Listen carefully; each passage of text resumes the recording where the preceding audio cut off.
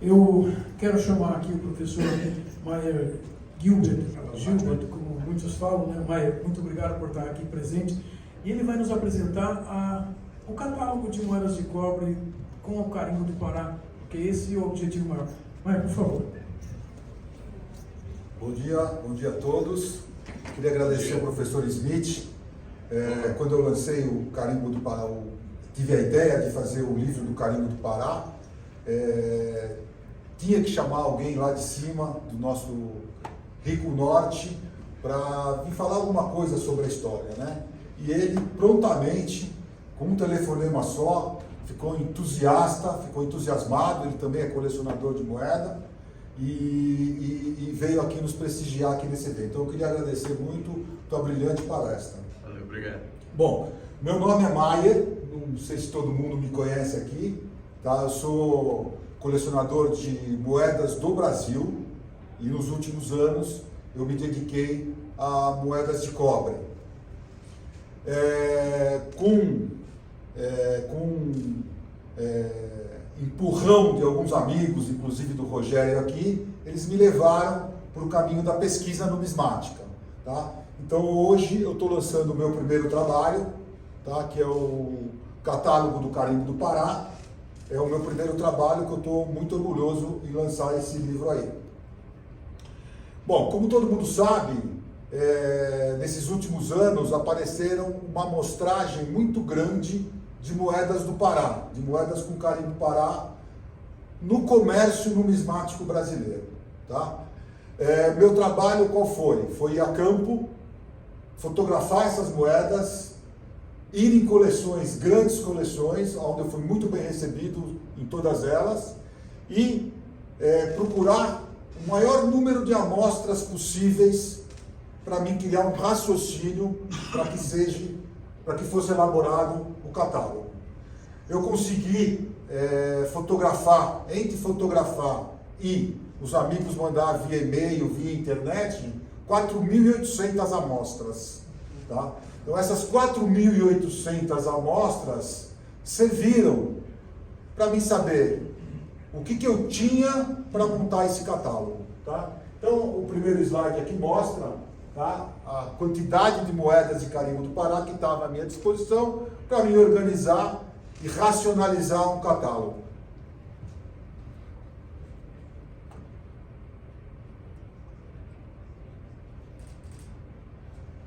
Bom, aí saiu o catálogo do Pará, né? Eu vou passar dois na sala, o pessoal ir folheando e dando uma olhada como que ele foi elaborado, e eu vou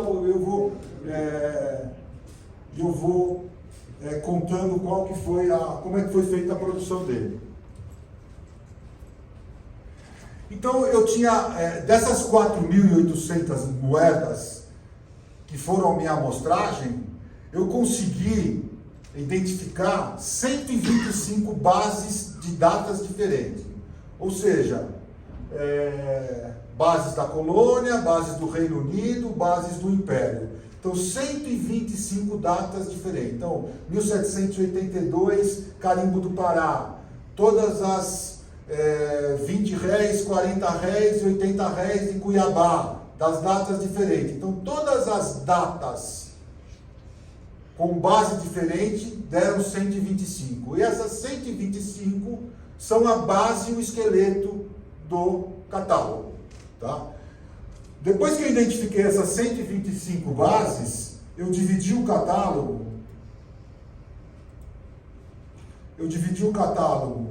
Em bases da colônia, bases do Reino Unido, bases do Império e uma outra que está sendo pela primeira vez aqui citadas, que eu estou chamando de bases paralelas. Essas bases paralelas, nós vamos, ao decorrer da palestra, nós vamos entrar especificamente nelas, onde eu não quis chamar elas de falsas, eu quis chamar elas de base paralela, porque são cunhos feitos que circularam lá no Pará, mas que ainda não tinham sido catalogadas por nenhum autor da numismática brasileira, tá? Algumas estavam em coleções, como nem os 80 1825p. Elas estavam em coleções como moedas de São Paulo, da Casa da Moeda de São Paulo. E eu vou falar dessas bases paralelas mais a seguir.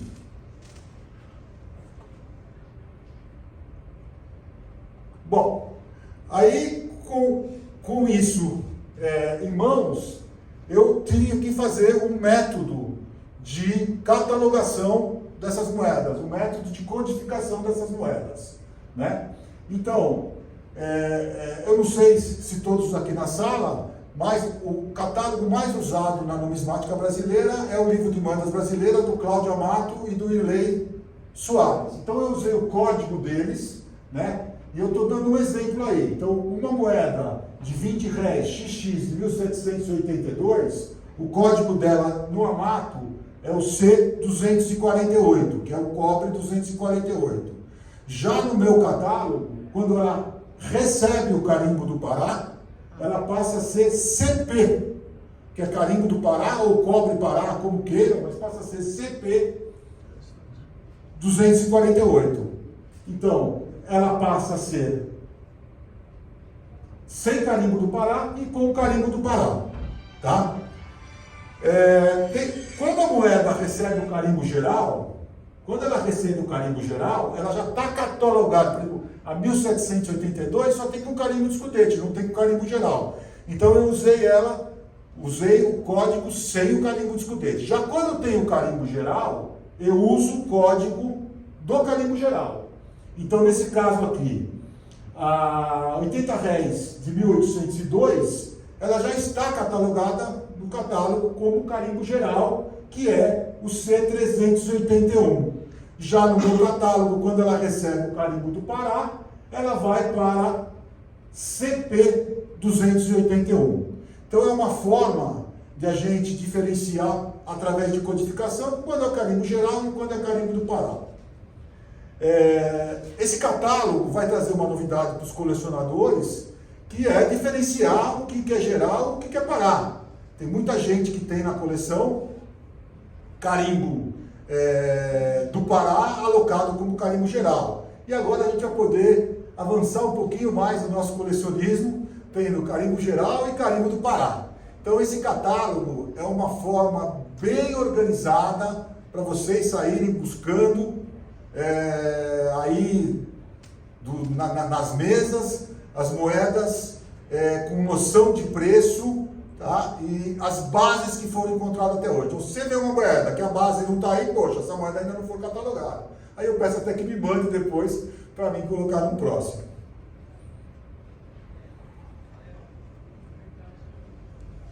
Bom, aí depois que está já codificado, já separei as bases, identifiquei as bases na minha amostragem, eu vou fazer a precificação disso aí. Esse catálogo, ele está precificado.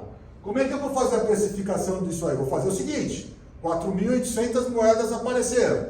Desses 4.800 moedas que eu consegui fotografar e que mandaram para mim, quantas apareceram numa data X e quantas que apareceram numa data Y. Depois você faz uma proporcionalidade disso e você vai achar que a moeda X apareceu mais, ela é mais barata. A moeda Y apareceu menos, ela é mais cara.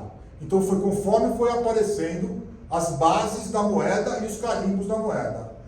Só queria entrar, eu também classifiquei no catálogo BC, MBC e soberba. Tá? Muita gente já me perguntou, mas você vê o carimbo, você vê a base? E a minha resposta é sempre a seguinte: a gente tem que olhar o conjunto da moeda. A gente olhando o conjunto da moeda, ela nos agrada visualmente, ela está com carimbo bem batido, você consegue ver toda a legenda, você consegue ver a data, obviamente ela vai valorizar mais. Quanto mais detalhes, você vai valorizar mais. Obviamente, como todo colecionador de cobre, nós temos que ser um pouco menos exigente, porque é uma moeda que circulou, uma moeda que bateu muito por aí, e a gente tem que ser o menos exigente, senão a gente não vai chegar a lugar nenhum. Então, essa que foi a minha precificação, foi a proporcionalidade do que foi aparecido. Porém, nessas moedas que apareceram nesses últimos anos, apareceram algumas datas que estava em déficit nas coleções já existentes. Então eu mesmo, na minha coleção, eu não tinha algumas datas que nesses 3, 4 anos apareceram, né? Então, mesmo que essas datas que apareceram, e eu sabia que era déficit nas coleções existentes, eu não coloquei essas moedas em proporcionalidade. Eu dei uma ajustada nela, tá? Para falar assim, poxa, apareceram 40 moedas, por exemplo, dessa aqui, que é um 80 réis 1826 Goiás. Ou se não, uma que era catalogada como única no catálogo do Irlei Soares, que era o 20 réis 1825 Cuiabá, né? Com carimbo de 10. Aliás, de geral eu nunca vi, então o que está lá no catálogo dele, eu acredito que seja essa moeda aqui, que ela é do acervo do Banco Itaú. Então eu usei não usei a proporcionalidade nesse caso, eu já sabia quais eram que estavam em déficit nessas coleções de grandes colecionadores, eu elevei o preço delas. Então, nesse catálogo, além da proporcionalidade, está uma outra inteligência também, aquelas moedas que eram mais raras nas coleções existentes, teve uma elevação de preço. Eu citei aqui algumas, tá? Não sei se vocês estão familiarizados com essas moedas, mas principalmente o 80 réis 1818, o XL, também muito raro com carimbo geral, que é o XL 1818 também para Goiás e Mato Grosso, o 1820 também para Goiás e Mato Grosso, e essas duas moedas que eu acabei de citar.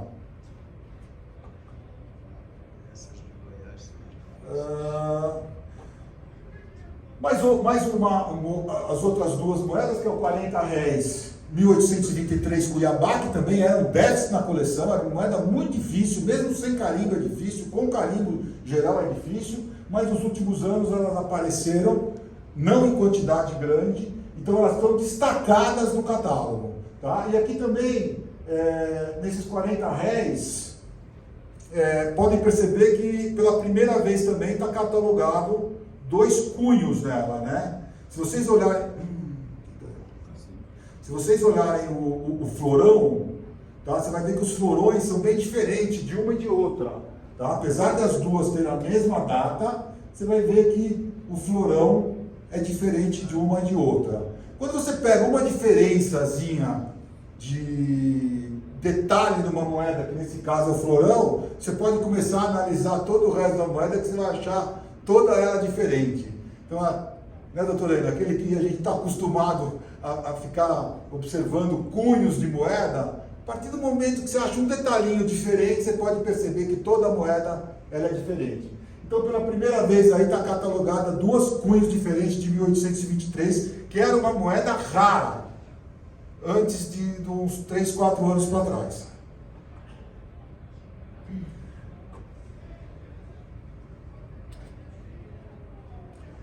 Bom, aí eu vou passar agora, rapidamente, por alguns mitos que nós temos aí, que fomos tirando esses mitos do catálogo. Então eu queria passar para vocês algumas coisas. Por exemplo, toda moeda que a gente vê com carimbo do Pará, da colônia, é rara. Viu? Colônia ou Reino Unido com carimbo do Pará, pega que são moedas raras, tá? Moedas únicas, talvez, tá? Toda moeda do Rio, tá? 20 réis, 40 réis, 80 réis, com carimbo geral, é moeda que a gente nem olha, é moeda comum, né? Com carimbo geral ou sem carimbo geral. Porém, com o carimbo do Pará, ela é escassa. Então, quer dizer, eu vou confessar uma coisa para vocês. Desse achado que teve recentemente, 80% das moedas são 3 datas. 3 datas, tá? 80 réis, 1826, Cuiabá. 40 réis, 1828, Cuiabá. E 80 réis, 1828 Cuiabá. E pode ir além ainda. Se você colocar todas as Cuiabá juntos, você chega a 90% de todos esses 480. Então, o pessoal hoje aí por aí vê uma carimbo do Pará no Rio, não dá bola. Não dá bola. Entendeu? É uma boa dica que eu dou para vocês, que não moedas com carimbo do Pará na Casa da Moeda do Rio de Janeiro, que pra gente era lixo, passa a ser uma coisa interessante com o carimbo do Pará. E aí eu destaco duas moedas também, tá? SXX, o 20 réis, módulo pequenininho, não sei se vocês lembram dela, 1818 para Goiás e Mato Grosso, com carimbo do Pará. Ela não foi catalogada. Todas as outras, a XL e a LXX, a XL com carimbo de 20 e a LXX com carimbo de 40 são catalogadas. Porém, essa não era catalogada, está sendo pela primeira vez catalogada. Eu só destaco nela que ela tem o mesmo peso daquela 20 réis 1825C, que é uma moeda muito cobiçada por todos, né? Todo mundo vai atrás dela. No último leilão saiu por 7 mil reais, 8 mil reais, e ela tem o mesmo peso dela, que é 3,5 gramas, foi carimbada, e também eu considero uma moeda rara pela primeira vez catalogada. E uma outra moeda também, que é o 80 réis 1826C, mas com 22 tulipas. Era um cunho que a gente não conhecia. Era um cunho que, se eu não me engano, tem com 30 tulipas, tem com 31 tulipas, mas não tem com 22 tulipas. É um cunho diferente também, tá? Que eu estou citando no catálogo e trazendo também ela para os olhos, para os nossos olhos. Bom, não podia deixar uma palestra, né, sem mostrar algumas joias, né? Uma joia da nossa numismática com carimbo do Pará. Então, o carimbo primitivo, eu acho que qualquer colecionador de cobre quer ter na sua coleção. É uma moeda rara e ainda mais um carimbo primitivo com o carimbo do Pará, né? Então, isso é uma joia da numismática brasileira, porque ele acabou autenticando esse carimbo do Pará. Eu não sei se vocês estão enxergando aqui, ó. Tá? O 1 e aqui tem o 0.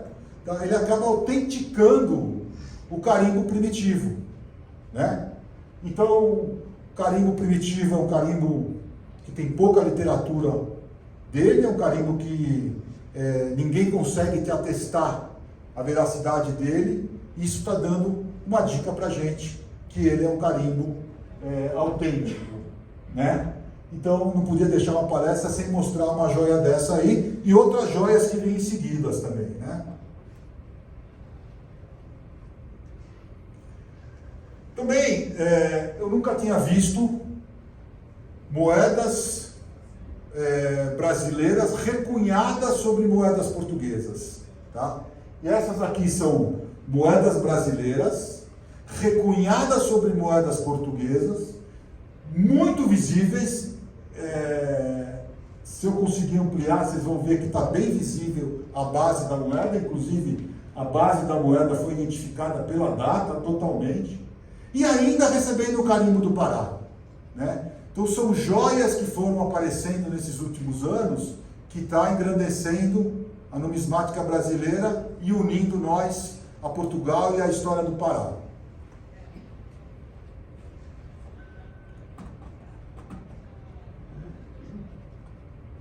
Bom, aí a gente entrou em bases paralelas, né? Eu fiquei na dúvida na hora de elaborar o catálogo, porque essas bases para nós eram bases falsas, eram moedas falsas, que a gente colocava ela na coleção como falsas. Depois que a gente começou a estudar a 25P, que já veio com um jornal, que já foi praticamente atestada por todos que ela foi feita para circular no Pará, junto com esse achado que teve, veio outras bases que também não eram vistas normalmente para a gente, ou estava na coleção nossa como falsa. Então eu deixei essas moedas como base paralelas, tá? Que seria uma forma para a gente olhar, evidenciar essas moedas dela e procurar pesquisar elas, entender mais sobre elas. Então, apareceu a 40 réis 1820 Cuiabá, com a cara do Império, mas 1820 não era Império. Depois as 1825P, que é aqui, que também é uma moeda cobiçada por todo mundo hoje, com carimbo. Tá? Depois a 1826P, 1826 com carimbo. Depois veio a 1827P. Essas 1827P, curiosamente, todas elas vêm recunhadas, em cima de 1820, 1802. Então, eu não listei ela em bases paralelas, não listei elas em bases falsas, listei ela em base paralela, as codifiquei com um número acima de 800, eu não sei se o catálogo está rolando aí, as codifiquei como CP 800, 801, para a gente também ter uma organização, né? E quem sabe evoluir nas pesquisas futuras dessas moedas.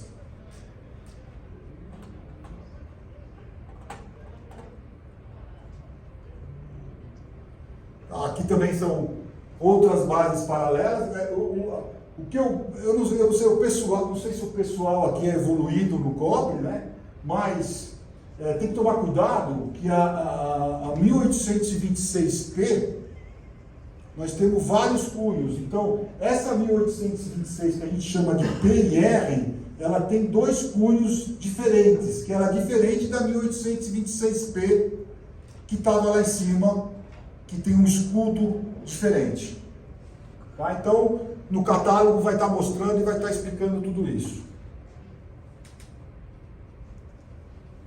Aí depois eu entrei em bases falsas, né? Base falsa é aquilo que quem estiver olhando o catálogo pode dar uma olhada, são bases realmente que estão uma falsa tosca mesmo, né? Então, para não deixar essas moedas passar em branco, eu cataloguei ela como base falsa. E acho que essas moedas são perfeitamente colecionáveis. Por que são perfeitamente colecionáveis? Porque, como o professor falou, Belém era um porto de chegada dos navios portugueses. De lá vinha muita coisa. E como tinha uma ordem do Rio de Janeiro, que era para segurar as moedas falsas, essas moedas foram confiscadas, já era confiscada já quando chegava e ficou no cofre lá da província. E na revolta acabando, eles foram lá, roubaram os cofres, também pegaram essas moedas falsas e começaram a carimbar. Tá? Então, eu destaquei aqui duas moedas que são muito icônicas, tá, do catálogo, que é a NXX 1819, né, e uma base bem diferente da 1828, 40 réis 1828, ela é uma base totalmente diferente das bases circulantes. Eu destaquei essas duas aí, que são moedas muito icônicas.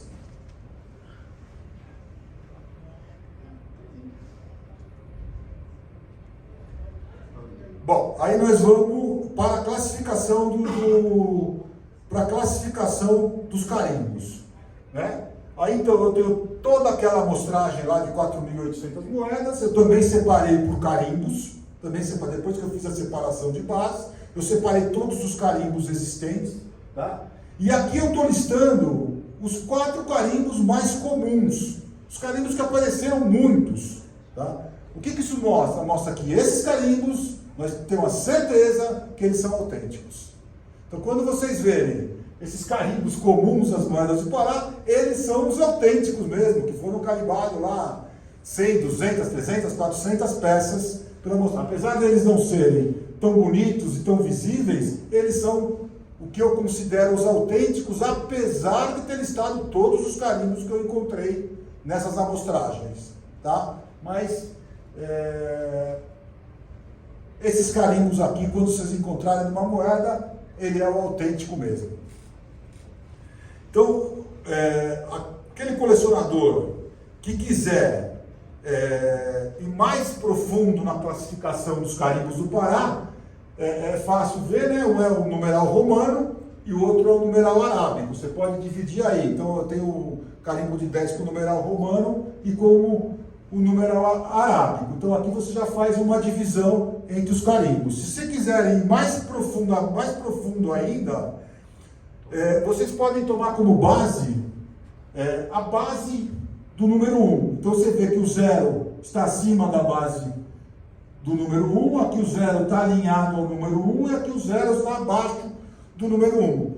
Então você cria uma divisão de arábico com romano e depois você cria uma subdivisão de mais para baixo ou mais para cima. E daí você consegue comparar um carimbo com outro, e aí se você quiser colecionar por tipo de carimbo, você vai chegar mais rapidamente ao que você tem e ao que você não tem. Mesma coisa com carimbo de 20, esses carimbos aqui são os mais comuns, tá? Os que mais aparecem, então eles que são realmente os autênticos, tá? Então eu citei eles também no catálogo, deixei evidenciado no catálogo.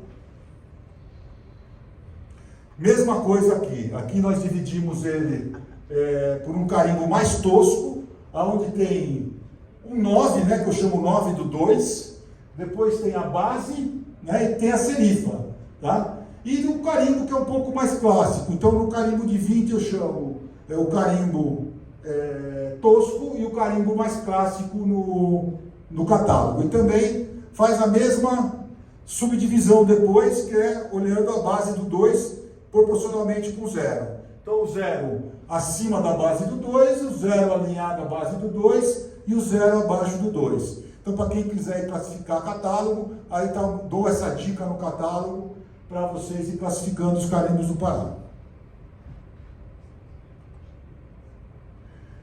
Aí, com isso, com essa posse de todo esse material em mão, a gente foi ver o que poderia ser falso, quais seriam as características de achar um carimbo falso, né? Então eu cito algumas características.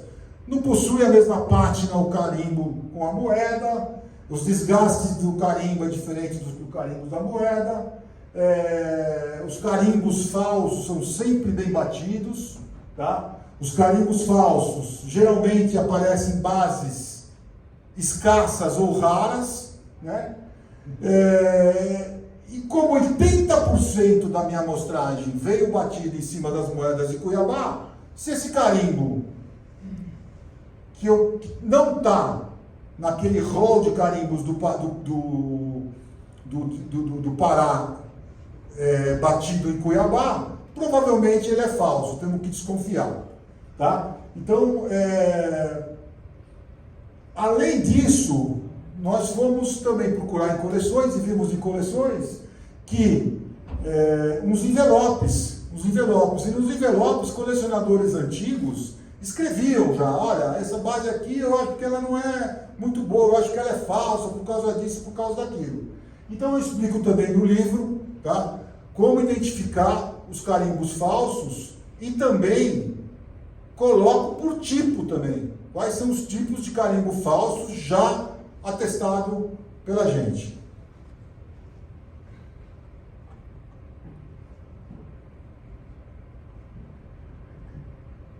Bom, além desses capítulos eu também coloquei moedas com erros, mas que tem o carimbo do Pará. Também tem uma série de moedas que foram ou cunhada com batida dupla, ou com 2 carimbos, que tem erro, que também está catalogada no livro, tá? As bases falsas que eu já citei, tá? E é isso que eu tentei transferir do meu conhecimento, de tudo aquilo que eu fotografei, de tudo aquilo que eu estudei. Eu estou transmitindo esse conhecimento no livro. Espero que esses livros fiquem na cabeceira de vocês, que vocês se estimulem a colecionar moeda de cobre, que vocês estimulem a colecionar moeda do Pará. Aí eu queria citar algumas pessoas também que me ajudaram, porque não é fácil fazer um livro, você precisa de revisão técnica, você precisa de fotografar a coleção do pessoal, você precisa de uma diagramação, você precisa de bastante gente estando do seu lado. Então eu agradeço o Alessandro Cortigelli, que é meu programador, 2 revisores técnicos que eu tive, que é o Bruno Dias e o Thiago Neves, tá? O Alexandre Costa, que foi aquele amigo, Alexandre e o Rogério, que foram os 2 pesquisadores que estão me ensinando o caminho das pedras, de como avançar em pesquisa, o que estudar, quais detalhes olharem. Realmente, essas 2 pessoas eu agradeço muito. Tá? E o Giovanni também, né? O Giovanni Puperini, que acabou de lançar um livro.